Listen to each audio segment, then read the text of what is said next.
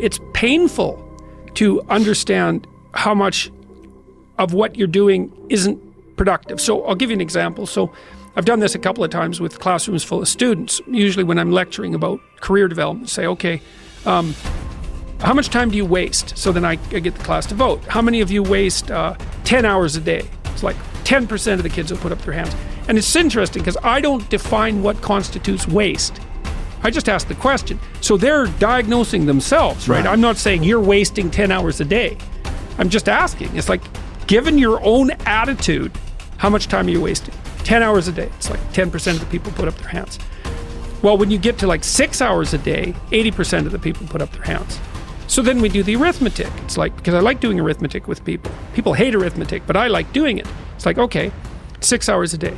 It's 42 hours a week. So let's call that a work week, 40 hours a week. So that's a work week. Let's say, what's your time worth? You're a university student. Well, it's certainly worth minimum wage, because obviously, but it's worth way more than that, because if you spend a productive hour when you're 20, then you gain the benefits of that hour for the rest of your life. So there's the compounding effect of time spent when we were young. So I say, well, let's assume your time's worth $50 an hour, which I think is an underestimate, but whatever. Let's call it 50. We can call it 25, but we'll call it 50. If that's $2,000 a week you're wasting. It's $100,000 a year. It's like, how much better would your life be if you weren't wasting $100,000 a year? It's like, what is that over 40 years? $4 million. It's like, you're rich. You don't even know it. Quit wasting time. By your own definition. It's like people shake their heads, like, oh, I never thought about it that way. It's like, yeah, think about it that way. Don't waste your damn life. And then you think, well, why would people be resistant to that message? It's like, well, you really want to wake up and figure out that you're wasting half your life? And you know, when people do that kind of wasting, they actually hate it. You know, and I've had lots of people come to my clinical practice who were chronic procrastinators. You know, and so they're watching YouTube videos, say, but not ones that are good for them, although sometimes they will do that, but just browsing in that kind of mindless way that you do when you're not paying attention and you're trying to kill time. And people doing that, they feel bad, they get depressed, they feel anxious, they can't get away from it, they feel kind of quasi-addicted. That's what they're saying about social media now. It's a huge issue with young kids. Absolutely, but there's this feeling of kind of internal rot and corruption that goes along with it. It's like, yeah, well, you're wasting your life. It's like, so it's painful. It's painful to recognize that. Then it's painful to think, oh my God, look how undisciplined I am. I don't know anything. I can't use a schedule. I can't stick to a calendar. I don't have any aims. I don't know anything about the world, right? And maybe there's a part of me that's bitter because I haven't got everything already, and I'd just like to say, to hell with it. That's the recognition of the Jungian shadow. It's like, that's what makes you vicious and untrustworthy. All of that. No one wants to look at that, and no bloody wonder. But hey, the alternative is worse.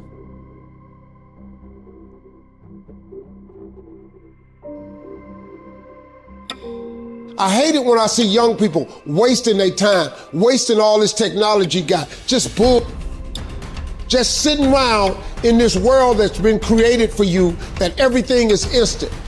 You all have stuff at your fingertips that can make you great.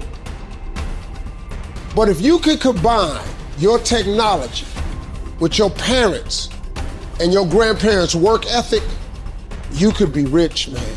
But you cannot erase the work ethic part. There is no getting around. Ain't no elevator to the top. You got to take the stairs. The elevator don't go to the top, man. Not in the world of success. You gotta take the stairs. Y'all gotta start getting gritty, man. You gotta develop some dog in you. Most of this generation quits the second they get talked to. You did this wrong, or they get yelled at. It's so easy to be great nowadays because everybody else is, most people are weak. This is a softened generation. So if you have any mental toughness, any ability, if you have any fraction of self-discipline, the ability to not want to do it but still do it. Play the long game. Aim for legendary. Say, I want to have the guts and the grit and the acumen and the mindset and the capability and the commitment to create enduring success. Be the person who is up reading, listening to the podcast, writing in your journal, setting your goals, focusing on your intentions. As you become more successful, become more humble. As you become more successful, work even harder. As you become more successful, care even more about your product. As you become more successful, learn even more. Dedication, hard work. Dedication, hard work. I'm a one-man army. The world can go against me. I'm still coming on top. I need you to go harder than you've ever gone before. I need you to be more dedicated than you've ever been before. Life's one big fucking head game. You play with yourself. If you lose, it's because you allow life to get in your fucking head. It's you. You've got to make it your personal business to make it happen. And you've got to resolve within yourself that I'm the one. I'm the one to make this happen. I'm the one to become successful. I'm the one. I'm the one. No matter how bad it is or how bad it gets, I'm going to make it.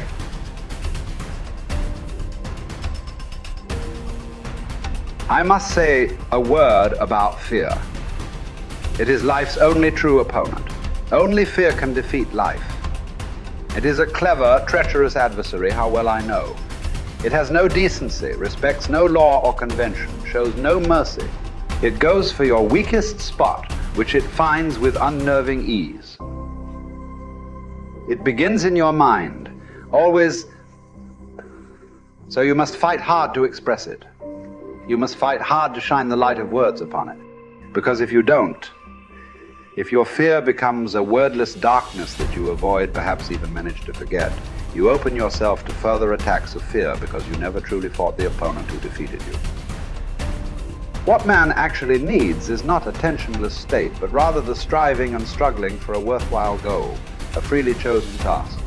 What he needs is not the discharge of tension at any cost, but the call of a potential meaning waiting to be fulfilled by him. Mankind was apparently doomed to vacillate between the two extremities of distress and boredom. In actual fact, boredom is now causing more problems to solve that distress.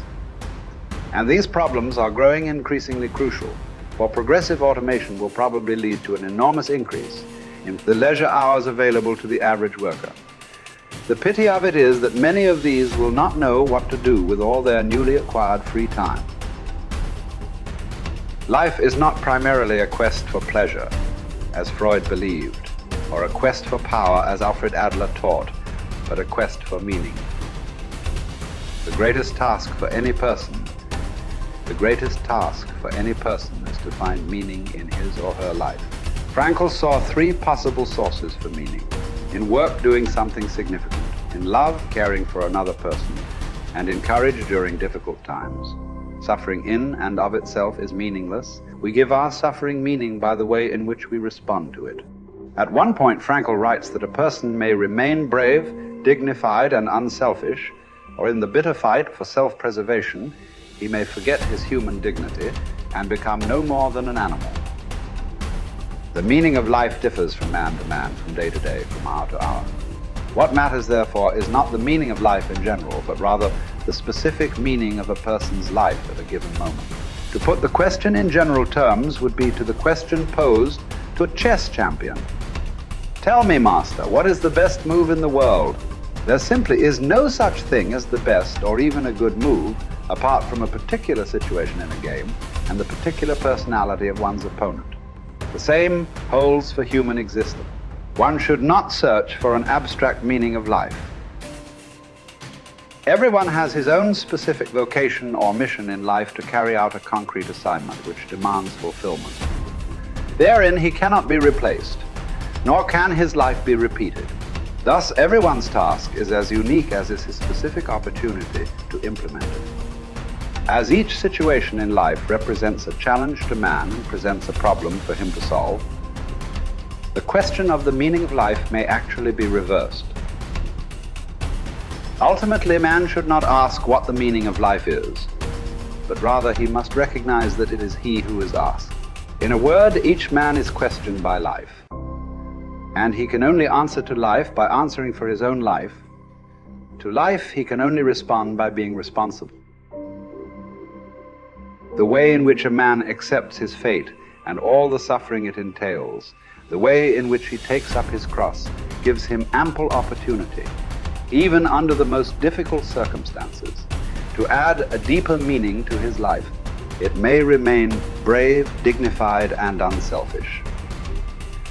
Or in the bitter fight for self-preservation, he may forget his human dignity and become no more than an animal. Here lies the chance for a man either to make use of or forgo the opportunities of attaining the moral values that a difficult situation may afford him. And this decides whether he is worthy of his sufferings or not.